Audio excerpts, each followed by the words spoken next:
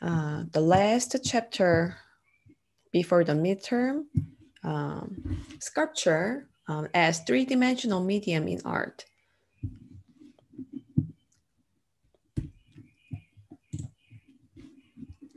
So this is Did you take a picture of the attendance already? Yes, I did. Okay, well, I'm here. I took your attendance. Yep. Thank you. You're welcome. Professor, our midterm is a week from today. The 4th, right? All right, so this is Michelangelo. Excuse me. So Michelangelo is generally regarded as one of the finest sculptors in the Western tradition. Some would say greatest. And he is a Renaissance sculptor, architect, and painter. And he is a rival of Leonardo da Vinci. His name means Archangel Michael. He began serious work as an artist at the age of 13 and did not stop until that claimed him 76 years later. So this is his one of the famous sculptor. Okay, David statue. So his equal may never be seen again. So we're gonna talk about the midterm next Tuesday.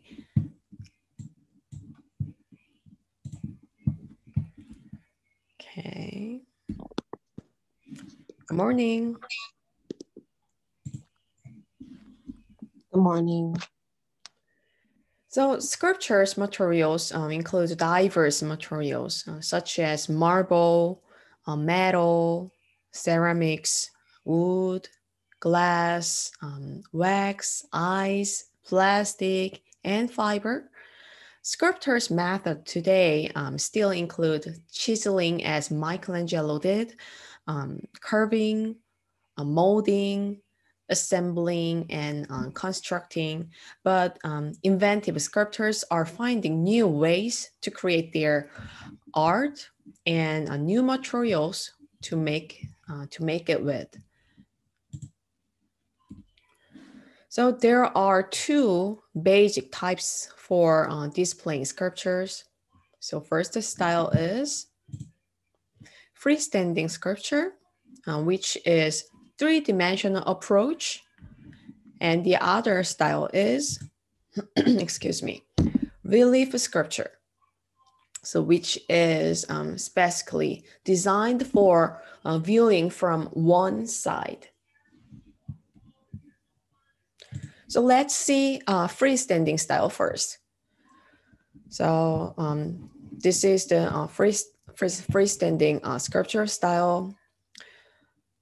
So although some freestanding sculpture is not intended, most freestanding sculptures display for showing every point of view like this sculpture. So this is a powerful and beautiful sculpture by Gian Bologna, who is an Flemish artist working in Florence, Italy. Designed the rape of Sabine at the request of Florence ruler Francisco de Medici. The sculpture forms a kind of spiral that draws the viewer around to view its many changing planes. With each step, the viewer can discover unexpected details as the surfaces spiral upward. It recreates an ancient story about the foundation of Rome. Most of the early founders of Rome were male. And for the city to grow, the Romans needed wives. So they solved this problem by inviting their neighbors, the Sabines to festival during which the Romans seized the Sabine women and forced them to marry. So this story symbolized the ability of a small community to become the most powerful city in Italy. And with this dramatic scripture, Francisco announced to the Florentines and their enemies that, like Rome, Florence had risen to become a force to be reckoned with.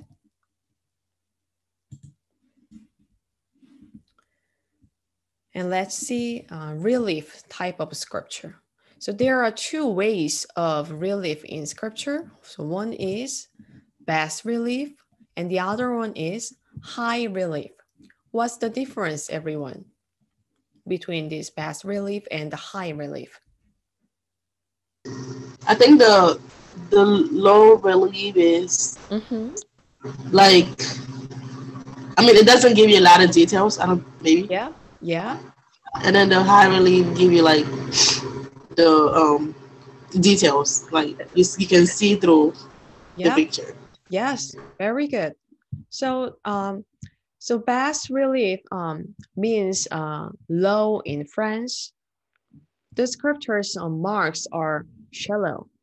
An example of this kind of sculpted surface was found in the north palace of the Assyrian king Ashurbanipal in the ancient city of Nineveh in Mesopotamia, where is current place in Iraq. So that types of the shallow sculpture type is bas relief. And in the high relief, the British sculptor Susan Durant chose to incise the surface more deeply for the figures closer to the view. So that is a difference. And sculptural methods are either subtractive and additive. So in subtractive processes, a sculptor uses a tool to curve, drill, chisel, chip, whittle, or saw away unwanted material. And there are 6 types of subtractive method in sculpture. So curving, drilling, chiseling, chipping, whittling, sawing, like this.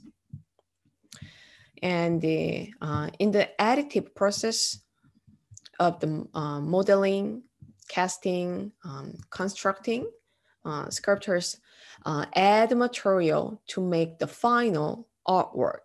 So we are going to see few of these sculptural methods now. So let's see the subtractive method curving first. So the most ancient works of art that still exist were made using subtractive method of sculpture. So most of these were made of stone and were worked by chipping, curving, sanding, and polishing. So one of the largest and the most famous sculptural portraits was, executed using the subtractive method, curving on a mountain side in South Dakota. The mountain and the mound, the Rushmore National Memorial was executed by John Borglum. Borglum approached the task with great care and drive, changing the original idea of local figures to that of 4 presidents. And he spent 2 years looking for a mountain with the right stone characteristics to make the work a success. And most of the subtractive sculpting was done by skilled miners using dynamite placed strategically to remove large masses of stone.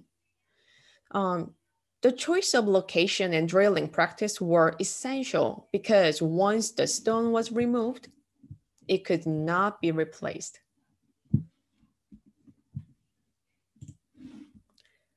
And let's see, additive method modeling. So this sculpture is made by modeling method.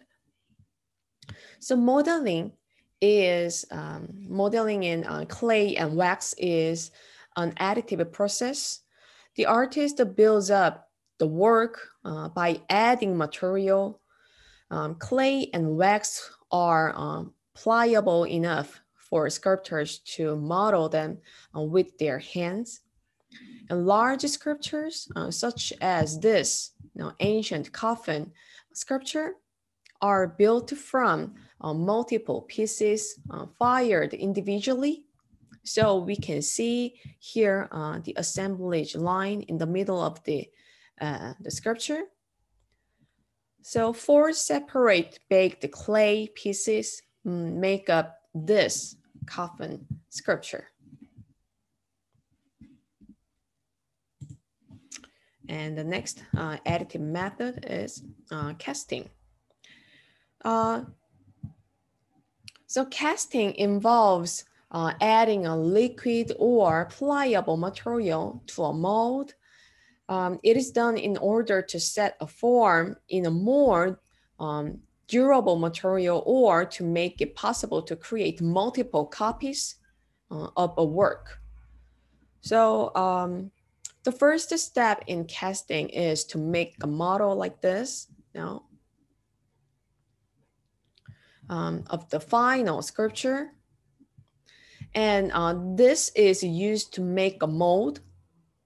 A casting liquid is often molten metal, but other materials such as clay, plaster, acrylic, polymers, or glass are used. And it is poured into the mold, and when it hardens, the result is a detailed replica of the original model. So there is a video about casting sculpture process. Please watch it for your understanding.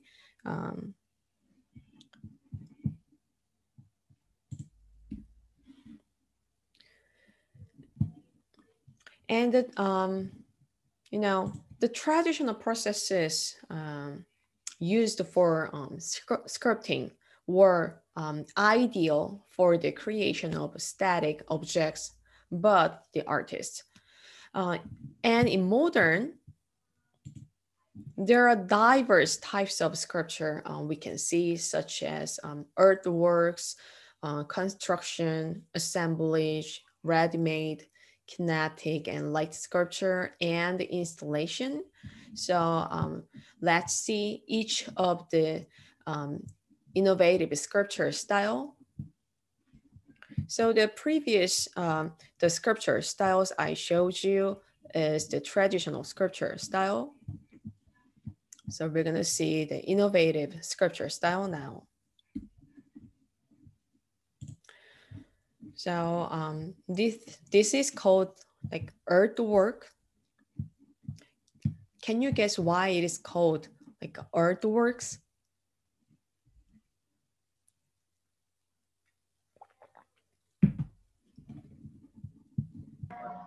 Is designed on earth, on the ground. Yeah, very good, very good. So this sculpture is using a part of the earth. That's right. So The prehistoric artists of the Americas made monumental sculptures that used the surface of the earth itself as material. So this was additive sculpture on a very large scale. And the best known modern artwork is Robert Smithson's Spiral Jetty. This is it in the Great Salt Lake in Utah. So Smithson chose a spiral, a shape naturally found in shells, crystals, and even galaxies. The coiled artwork was made by dumping 6,550 tons of rock and dirt of dump trucks, gradually paving the spiraling roadbed out into the Salt Lake.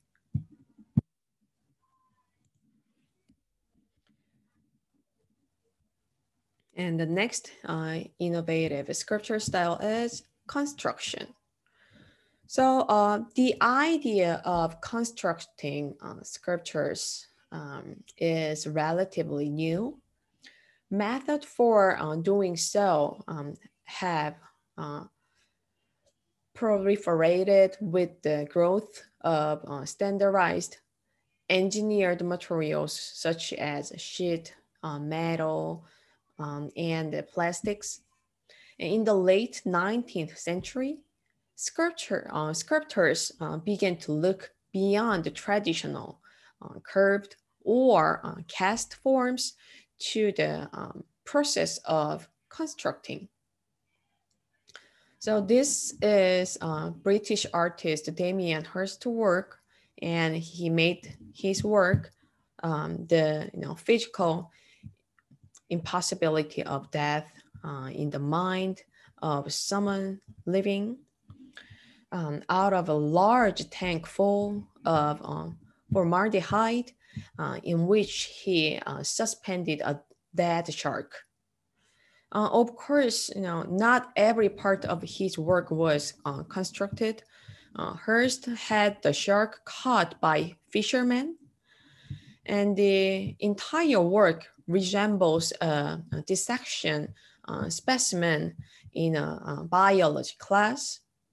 And Hirst is known for creating his sculptures from unusual objects that contrast life and death.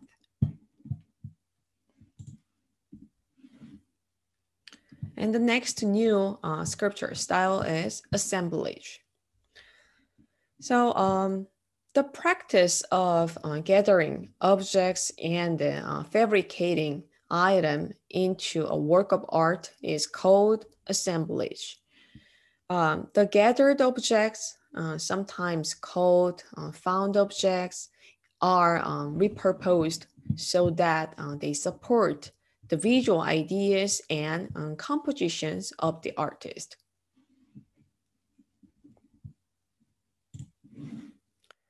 And ready-made. So in the early 20th century, a few artists began to create work using raw materials artifacts that already existed. So they simply decided that found objects were works of art. This is Pablo Picasso's work. He took the handlebar and the seat of a bicycle and combined them to make bull's head like this. So such artworks are known as ready-mades, and also we learned this ready-made already on the first day of the course, when he saw Marcel Duchamp's fountain, the male's urinal work.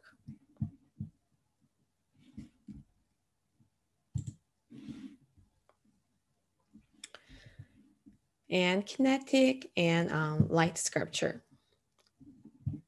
What is the meaning of kinetic? We learned it. We learned it before. What's the meaning of kinetic, everyone? Moving energy. Very good. Yes. an artwork with the moving. Very good. So technological advances in our society have created more opportunities for creativity. So sculptors who work with movement and the light express their ideas in ways that would not have been possible just a century or two before. So these moving and lighted sculptural works, similarly to those of constructivists, rely on mechanical engineering as well as the creative input of the artist. So sculpture that moves is called kinetic sculpture. The last one is installation. So what's the difference of between the other style of sculptures and the installation? What's the difference, everyone? I'm gonna guess, but I'm not sure. I'm guessing that the installation is temporary, you know, Yeah. and there are sculpture like the pictures of the sculptures of the guy, the famous people in the stone is permanently Yes. out there. Yes. Very good. So modern artists have explored many ways of expanding the range of sculpture as a medium. And installation sculpture involves the construction of a space or the assembly of objects to create an environment. So we are encouraged to experience the work physically using all our sense, perhaps entering the work itself like this. So these are all new types of sculpture method. So now we recognize there are lots of sculptures in diverse ways around us. So I hope you understand the flow of the sculpture in art through this chapter. And we have a discussion related to this chapter.